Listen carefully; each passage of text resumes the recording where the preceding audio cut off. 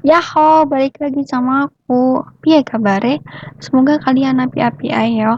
Dan hari ini aku gak bikin konten kayak biasanya, tapi hari ini aku bakalan bacain cerpen horor buatan aku. Berjudul Ibu dan Masakan. Semoga kalian suka dengan cerpen aku ya. Enjoy.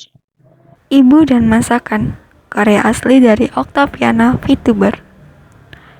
Hari ini merupakan hari yang membahagiakan bagi ayahku. Pernikahannya baru saja dilaksanakan pada hari ini. Ayah terlihat bahagia menikah dengan wanita yang dia cintai. Sudah lama aku tidak melihat ayahku tertawa sebahagia ini. Sejak kematian dari ibuku. Ayahku pernah bilang, dia begitu mencintai Diana, ibu tiriku yang baru, karena masakannya sangat enak. Masakan Diana itu sangat enak. Daging yang dia pakai sangat berbeda dengan daging biasanya. Terasa renyah dan gurih. Ucap ayahku yang benar-benar jatuh cinta padanya. Padahal belum 1 bulan mereka berkenalan. Tidak perlu waktu yang lama, ayahku melamar Diana dan menikah dengan Diana, ibu tiriku yang baru. Setelah mereka bertemu selama 2 bulan. Aku pun ikut bahagia melihat ayahku bahagia. Ya, meski aku tidak yakin dengan omongan ayahku tentang masakannya. Aku sendiri belum pernah mencoba masakan ibu tiriku. Setelah pernikahan selesai diadakan, kami langsung menuju ke rumah ibu tiriku. Rumah yang akan menjadi tempat bersama keluarga baruku. Awalnya aku kira ibu tiriku galak, tapi ternyata tidak. Ibu tiriku sangat baik padaku. Dia membelikanku sebuah boneka Barbie dengan pita berwarna merah darah di lehernya. Aku terus memainkan boneka Barbie itu di perjalanan. Kadang aku bingung dengan boneka ini. Setiap ku sentuh rambutnya terasa berminyak, namun halus dan lembut. Boneka ini sangat istimewa bagiku. Tidak ada bonekaku yang seperti ini. Bahkan aku tidak pernah menemui rambut boneka yang seperti ini seumur hidupku. Aku pun terus memainkannya hingga aku agak bosan. Lalu aku mengalihkan pandanganku dan melihat ke arah jendela di sampingku.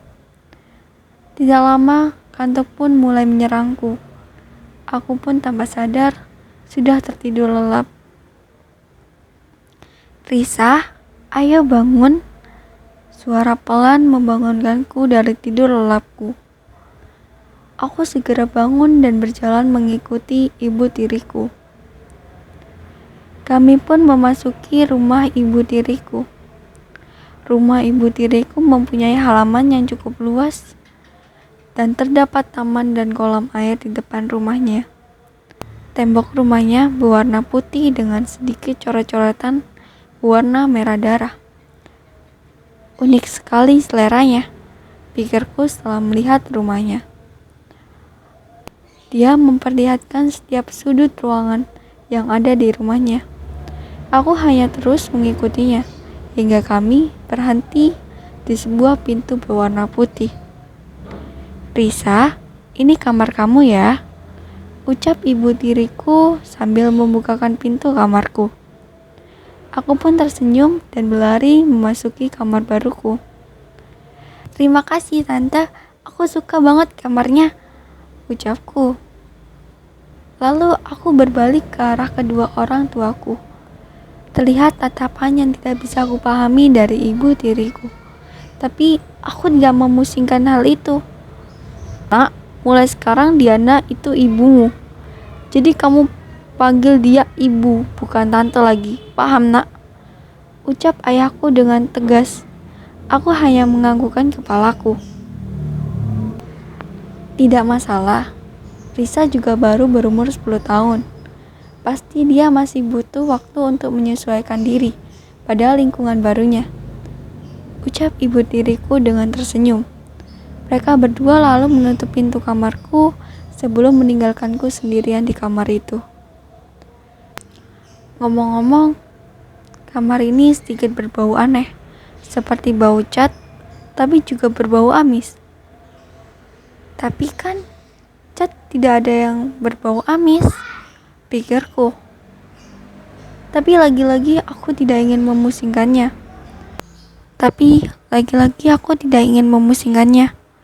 Aku segera membereskan barang-barang yang ada di kardusku. Setelah lama membereskan barang-barangku, aku teringat akan gigiku yang lepas tadi siang. Aku pun menyembunyikan gigi itu di bawah bantalku. Semoga saja peri gigi akan datang dan memberikanku permen sebagai hadiah dari gigi yang kuberikan padanya. Aku pun melihat jam dinding di kamarku. Ternyata sudah jam 12 malam.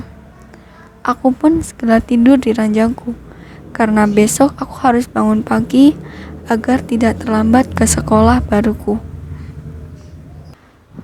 Pagi yang cerah, aku pun terbangun karena suara alarm di handphoneku. Sayang sekali kamar ini tidak ada jendelanya, bahkan tidak ada ventilasinya. Jadi aku tidak bisa melihat mentari pagi yang sangat aku sukai itu. Aku tidak suka kamar yang tertutup dan juga kedap suara ini, ucapku dalam hati. Aku pun segera bangun dan membuka bantalku. Aku berharap menemukan permen dari peri gigi. Tapi sayang, yang kutemukan bukanlah permen, melainkan hanya sebuah foto. Dalam foto itu terlihat seorang wanita dan seorang anak kecil yang seumuranku. Tapi kepala anak kecil itu hilang karena tersobek. Tapi masih menyisakan lehernya yang dibalut dengan pita merah darah. Menurutku ini foto yang sangat aneh. Aku pun mengembalikannya di bawah bantalku. Aku pun mandi dan bersiap-siap mengenakan seragam sekolah baruku. Setelah semuanya siap, aku berjalan menghampiri kedua orang tuaku di meja makan. Aku pun duduk di sebuah kursi yang sangat pas sekali dengan tubuh kecilku. Aku pun melahap masakan buatan ibu tiriku.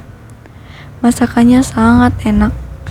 Pantas saja ayahku jatuh hati padanya.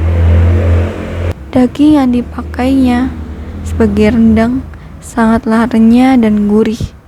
Berbeda dengan daging sapi biasanya.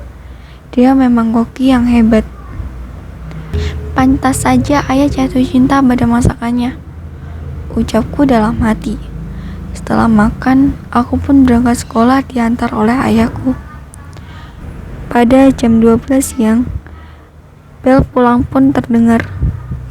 Aku bergegas memasukkan barang-barangku ke dalam tas. Aku berpamitan kepada ibu guru, lalu memesan ojek online agar aku bisa pulang ke rumah. Sesampainya di rumah, aku melepaskan seragamku dan menggantinya dengan baju bermain. Semua orang di rumah sedang keluar untuk bekerja. Jadi saat ini aku sendirian di rumah. Tiba-tiba aku teringat ada satu tempat yang belum aku kunjungi di rumah ini. Aku segera berdiri dan berlari ke dapur. Terdapat sebuah pintu berwarna coklat. Pintu itu menghubungkan dengan taman belakang. Taman belakang terlihat tidak terurus. Banyak sekali ilalang-ilalang di sana. Terlihat pohon besar dengan ayunan kayu di rantingnya. Dan terlihat seorang gadis seumuranku sedang duduk di sana, tepat di ayunan kayu itu. Gadis itu memakai pita merah darah di lehernya, dengan pakaian lusuh berwarna putih dan coretan berwarna merah darah. Kulihat kulitnya terlihat pucat pasih. Wajahnya tidak terlihat tertutup dengan rambutnya. Sejenak aku terfokus melihatnya. Namun tiba-tiba dia berdiri. lalu terdengar suara tangisan darinya. Aku mencoba mendekatinya, namun dia berkata, "Tidak, pergi." Aku tersentak dan hanya bisa terdiam membisu. Kuberanikan diri bertanya padanya, "Kenapa kamu menangis?" Ia hanya menunjukku dengan telunjuknya. Aku lalu mencoba membalikkan badan. Kupikir mungkin maksudnya bukan aku, namun sesuatu di belakangku. Namun, tidak ada apapun di belakangku. Aku pun melihat kembali ke arahnya. Tapi ketika aku berbalik, dia sudah tidak ada di sana. Hilang kemana dia? Pikirku sambil mencari ke arah lain. Namun, aku tidak dapat menemukannya. Aku benar-benar tidak paham kemana dia pergi, ataupun apa yang terjadi padanya. Aku pun masuk kembali ke dalam rumah dan mencoba melupakan dia. Sudah 1 minggu aku tinggal di rumah ini. Meski masih canggung dengan ibu diriku, aku cukup betah tinggal di rumah ini. Aku juga sebenarnya masih penasaran dengan gadis itu. Gadis yang berada di taman belakang rumah. Tapi aku tidak pernah menemuinya lagi. Pagi hari ini aku sangat sial, karena aku tidak bisa merasakan masakan daging yang enak itu. Kata ibu diriku dagingnya habis dan dia belum sempat mencarinya lagi. Jadi hari ini aku tidak bisa merasakannya. Ya, mau gimana lagi? Aku menjalani hariku seperti biasa. Namun, pagi ini adalah makan bersama terakhirku bersama ayahku. Dia akan berangkat dinas keluar kota selama 1 bulan. Walau aku sudah terbiasa dia tinggal sendirian, tapi kali ini berbeda. Aku tidak sendirian, namun berdua dengan ibu diriku. Aku berharap tidak akan canggung ketika bersamanya. Seperti biasa, bel pulang pun berbunyi dan aku pun bergegas untuk pulang. Katanya hari ini ibu diriku akan pulang lebih awal, jadi aku akan ditemaninya bermain. Aku senang sekali karena selama ini kita berdua sangat canggung dan hanya bertemu saat makan saja. Aku dengan semangat pulang ke rumah dan mengganti bajuku. Aku masih penasaran dengan gadis itu. Jadi aku pergi ke taman belakang. Beruntungnya dia sedang duduk di ayunan itu lagi. Aku menghampirinya. Dia masih menangis seperti terakhir kali kami bertemu. "Apa kamu baik-baik saja?" ucapku yang masih berdiri di depan pintu. "Apa ada yang bisa aku bantu?" lanjutku. "Kamu berbicara dengan siapa?" terdengar suara ibu tiriku. Aku pun berbalik menoleh ke arahnya. "Aku berbicara dengan anak itu, Bu," ucapku sambil menunjuk ke arah anak itu. Tapi tak kusangka, ibu tiriku menatapku dengan tatapan yang aneh. Aku pun bingung dan melihat ke arah yang aku tunjuk. Ternyata anak itu sudah menghilang dari sana. Ibu tiriku tiba-tiba memegang lenganku, memaksaku masuk ke dalam rumah. Aku dengan pasrah mengikutinya, karena dia menggenggam lenganku dengan sangat erat hingga terasa sakit. "Ibu, sakit!" teriakku dengan lenganku yang mulai merah karena dicengkram olehnya. Ibu tiriku memaksaku masuk ke dalam kamar. Aku terus bertanya-tanya, apa salahku? Tiba-tiba pintu kembali terbuka.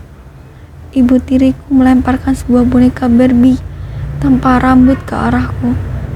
Aku benar-benar ketakutan melihatnya. Lalu dia mulai masuk ke dalam kamarku dengan membawa sebuah pisau di tangan kirinya dan lakban hitam di tangan kanannya. Ia menghampiriku dengan tatapan menyeramkan. Sebelum aku kehilangan kesadaranku, aku teringat dengan anak itu. Aku mengerti alasan kenapa dia menangis di hadapanku, lalu mengarahkan jari telunjuknya ke arahku. Ternyata daging yang renyah dan gurih itu miliknya, dan aku baru menyadarinya saat ini. Gimana menurut kalian, cerpen aku bagus gak? Rate dong 1-10. Aku harap kalian suka dengan cerpen aku kali ini, biar kedepannya aku bisa bikin cerpen lagi. Ya itu aja yang mau aku sampaikan. Terima kasih udah nonton konten aku kali ini, dan semoga hari kalian baik. Matur nuwun. Oh, aku lupa, jangan lupa subscribe, terus nyalain loncengnya juga ya. Terus like, share, and comment konten aku. Biar aku tuh makin semangat buat konten. Hai, matur nuwun.